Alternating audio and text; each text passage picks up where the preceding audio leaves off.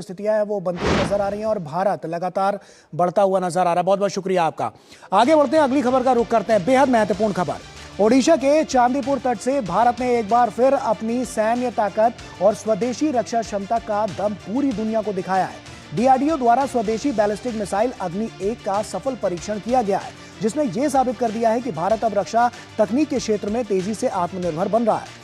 कम दूरी में बेहद सटीक निशाना साधने वाली ये मिसाइल युद्ध जैसी परिस्थितियों में दुश्मन के ठिकानों को पल भर में ध्वस्त करने की क्षमता रखती है। वहीं परीक्षण पूरी तरह से सफल रहा है और मिसाइल ने तय सभी तकनीकी मानकों को सफलतापूर्वक पूरा किया है। ये उपलब्धि सिर्फ एक मिसाइल परीक्षण नहीं बल्कि भारत की वैज्ञानिक शक्ति, स्वदेशी तकनीक और मजबूत रक्षा रणनीति का प्रतीक है। मेक इन इंडिया और आत्मनिर्भर भारत अभियान के तहत लगातार मजबूत होती रक्षा क्षमताएं अब दुनिया को ये संदेश दे रही हैं कि नया भारत अपनी सुरक्षा के लिए हर चुनौती का जवाब देने में पूरी तरह से सक्षम और तैयार है। साफ तौर पर दुश्मन के ठिकाने क्योंकि अब ध्वस्त होते हुए नजर आएंगे। स्वदेशी बैलिस्टिक मिसाइल अग्नि 1 डीआरडीओ ने सफल परीक्षण इसका किया है। रक्षा क्षेत्र में आत्मनिर्भर होता भारत लगातार अपनी स्पीड के साथ, अपनी तेज गति के साथ आगे बढ़ता हुआ नजर आ रहा है। स्वदेशी अग्नि 1 का बैलिस्टिक जो मिसाइल है, क्या खास है इसमें, आगे हम आपको ये भी बता देते हैं। दरअसल ये जो बैलिस्टिक मिसाइल है वो उसका सफल परीक्षण किया गया है। ओडिशा के चांदीपुर में ये परीक्षण हुआ है।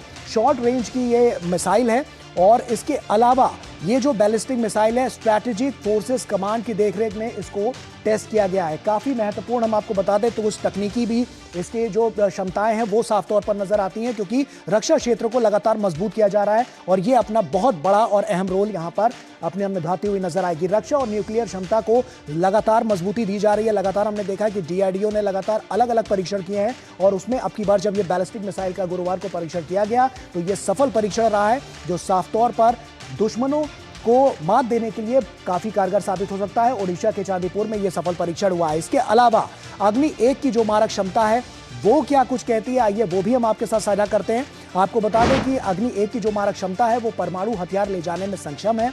दरअसल 1 टन तक ये न्यूक्लियर जो वॉरहेड है वो लेकर जा सकती है और पलक झपकते ही वो दुश्मन के ठिकानों को तबाह भी कर सकती है।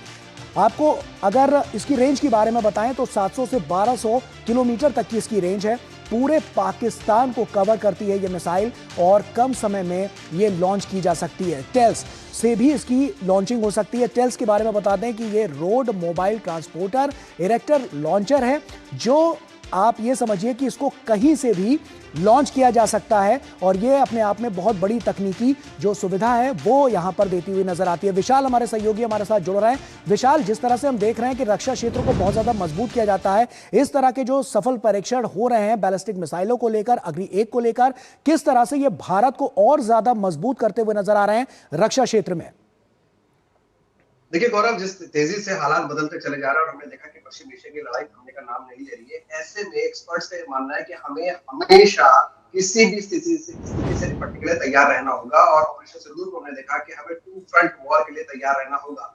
इसलिए ये जो मिसाइल टेस्ट है, आपने अग्नि फर्स्ट की बात करी है, हम लोग अग्नि 5 तक बना चुके हैं। अग्नि first short range ballistic missile और अग्नि 5 इंटरकॉन्टिनेंटल बैलिस्टिक मिसाइल है। तो ये जो दो फर्क है वो इसलिए इंपॉर्टेंट है कि हमारा ये जो शॉर्ट रेंज की जो मिसाइल है, अगर हम उसको दागते हैं तो हमें अपना इंटरकॉन्टिनेंटल मिसाइल को खर्च नहीं करना पड़ेगा। दूसरी बात जो इंपॉर्टेंट है, इसमें MIRV टेक्नोलॉजी शामिल है, यानी कि इसमें कन्वेंशनल और न्यूक्लियर वॉरहेड्स लगाकर हम दुश्मन के मल्टीपल टारगेट्स को टारगेट कर सकते हैं, यानी कि एक मिसाइल छोड़ेंगे और उससे मल्टीपल टारगेट्स जो है उसका निशाना बनाया जा सकता है। इसलिए ये इतना इंपॉर्टेंट है और उसके अलावा ये हम कहीं भी इसको ले जा सकते हैं। ठीक है विशाल, कुछ और भी तकनीकी चीजें यहाँ पर बता दें इस मिसाइल को लेकर, क्योंकि ये जो बैलिस्टिक मिसाइल है इसको लेकर लगातार हमने देखा है कि जो यहाँ पर जो तैयारियां थी वो काफी कारगर साबित हुई हैं डीआरडीओ को लेकर, और ये आप मिसाइल की जो तस्वीरें हैं वो हम आपके साथ साझा कर रहे हैं।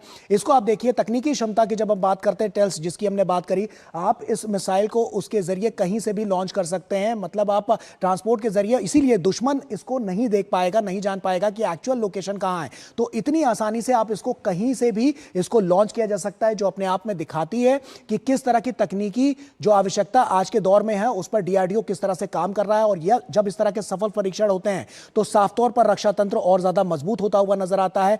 वैश्विक अनिश्चितताओं की जो इस दौर में लगातार जो हम स्थितियां देख रहे हैं वो इस बैलिस्टिक मिसाइल से और ज्यादा मजबूती भारत के रक्षा तंत्र को प्रदान करती हुई नजर आएगी। विशाल हमारे सहयोगी एक बार फिर से हमारे साथ जुड़ चुके हैं। विशाल, आप अपनी बात पूरी कीजिए। तकनीकी इसकी जो आप जो अलग अलग संभावनाएं हैं वो बता रहे थे, किस तरह से ये मिसाइल जो है वो दुश्मन के दांत खट्टे करने के लिए बहुत कारगर साबित होगी। विशाल, देखिए गौरव, जिस तेजी से मध्य एशिया के हालात बदल रहे हैं और बद से बदतर होते चले जा रहे हैं, ऐसे में एक्सपर्ट्स का मानना है कि हमेशा हमें फ्यूचर रेडी, वॉर रेडी रहना होगा और इसलिए ये जो टेस्ट है वो बहुत क्रूशल हो जाता है। आपने दर्शकों को बताया कि ये एक शॉर्ट रेंज बैलिस्टिक मिसाइल है और इसकी जो टारगेट है वो 1200 किलोमीटर तक है, 700 से 1200 किलोमीटर तक। हालांकि हमारे डिफरेंट वेरिएंट्स है, अग्नि के अग्नि फर्स्ट, 2, 3, 4 और 5 जो इंटरकॉन्टिनेंटल मिसाइल है।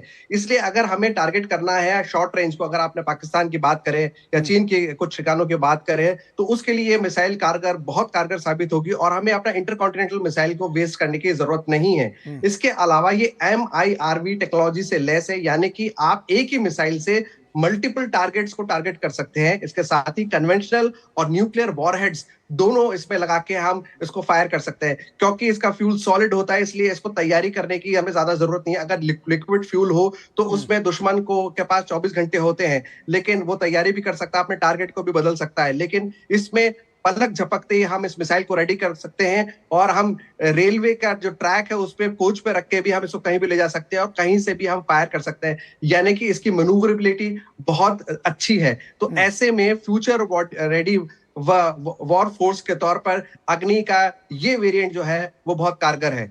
ऐसे में विशाल, सवाल ये भी आता है कि इस तरह की और टेक्नोलॉजी पर डीआरडीओ लगातार काम करता हुआ नजर आ रहा है। अभी हमने बीते दिनों देखा कि बहुत सारी ऐसी उपलब्धियां जो डीआरडीओ ने हासिल की हैं। क्या इस और बड़ा कदम डीआरडीओ की तरफ से उठाया जा रहा है कि इस तरह की और ज्यादा मिसाइलें नजर आए? हम लोग शिफ्ट कर रहे हैं कन्वेंशनल वॉरफेयर से इलेक्ट्रॉनिक वॉरफेयर की तरफ, लेकिन हम कन्वेंशनल जो हमारी चीजें हैं उनको भी हम बिल्कुल दरकिनार नहीं कर सकते क्योंकि वो हमेशा से हमारी स्ट्रेंथ रही है। हाँ, एक बैलेंस हमें बना के रखना होगा कि हम इलेक्ट्रॉनिक वॉरफेयर के लिए तैयार रहें। इसलिए हम लोग ड्रोन्स पे बहुत ज्यादा ध्यान दे रहे हैं कि ड्रोन्स किस तरह जाके दुश्मन के इलाके को टारगेट करता है और उसमें आपका मैन पावर लूज नहीं होता। उसी तरह जो आप बात करें अग्नि की, ये न्यूक्लियर और कन्वेंशनल वॉरहेड के साथ दुश्मन के ठिकानों पर, मल्टीपल ठिकानों पर, एक ही मिसाइल से मल्टीपल ठिकानों पर हमला करता है। तो डीआरडीओ को प्रधानमंत्री ने और रक्षा मंत्री की तरफ से क्लियर इंस्ट्रक्शंस है कि जितनी भी टेक्नोलॉजी है जिस लगातार जो बदलती जा रही है उससे आप अपने फौजों को लैस करो। और इसके साथ ही डीआरडीओ के अलावा जो हमारा प्राइवेट सेक्टर है, MSMEs है, स्टार्टअप्स है, उनको भी एनकरेज किया जा रहा है कि वो वॉर टेक्नोलॉजी को ज्यादा से ज्यादा फौज के लिए बनाए। और इस यही वजह है कि आजकल आप देख रहे ना कोई खबर आ रही है कि हमने ये टेस्ट फायर कर लिया है सक्सेसफुली, क्योंकि टेक्नोलॉजी बहुत तेजी से बदल रही है और जिस तरह से सप्लाई चेन्स अफेक्ट हुई है मध्य एशिया की लड़ाई की वजह से, उसके मद्देनजर हमें अपनी टेक्नोलॉजी, अपने डेटा पे ज्यादा से ज्यादा निर्भर रहना होगा। बिल्कुल, और इसीलिए लगातार इस तरह के जो कदम है वो उठाए जा रहे हैं और तभी जाकर ये जो उपलब्धियां हैं वो हासिल हो पा रही है। बहुत बहुत शुक्रिया विशाल, तमाम जानकारियां हमसे साझा करने के लिए। तो साफ तौर पर देखें तो ये बड़ी उपलब्धियां लगातार हासिल होती हुई नजर आई हैं, क्योंकि टेक्नोलॉजी की बात हो, सेमीकंडक्टर से लेकर जब प्रधानमंत्री बात करते हैं और जब हम बैलिस्टिक मिसाइल की बात करते हैं तो आप सोचिए तकनीक से लेकर रक्षा तंत्र तक कहां पर मजबूती भारत की नजर आ रही है। और ये सब कुछ इसलिए हो पा रहा है क्योंकि लगातार जो नीतियां बन रही हैं उसी से इस तरह की तस्वीरें सामने आ रही हैं कि भारत लगातार उपलब्धियां जो हैं वो हासिल करता हुआ नजर आ रहा है। और ये सब कुछ इसीलिए हो पा रहा है कि जब नीति हुई तभी एक बेहतर भविष्य का निर्माण हो पाया। तो आज का जो दौर है और आज की जो स्थितियां है उस पर अभी से भारत लगातार काम करता हुआ नजर आ रहा है, तभी इस तरह की तस्वीरें सामने आ रही हैं जो लगातार भारत के तंत्र को और ज्यादा मजबूती देती हुई नजर आ रही है, चाहे वो बात रक्षा क्षेत्र की हो, इसके अलावा तकनीकी क्षेत्र की हो या युवाओं को रोजगार देने की हो। तो इन तमाम जो बड़ी पहलें हैं वो लगातार निकलती हुई सामने आ रही है, तभी सब कुछ ये हो पा रहा है। और इसीलिए कह सकते हैं कि लगातार जो प्रधानमंत्री नरेंद्र मोदी ने संकल्प लिया है विकसित भारत बनाने का, उसको संकल्प से सिद्धि तक कैसे पहुंचाना है उसके लिए पूरा रोड मैप जो है वो तैयार है। और अलग अलग क्षेत्रों में जो अलग अलग विभाग के, जो अलग अलग डिपार्टमेंट के जो मंत्रालय हैं वो लगातार काम करते हुए नजर आ रहे हैं, तभी ये जो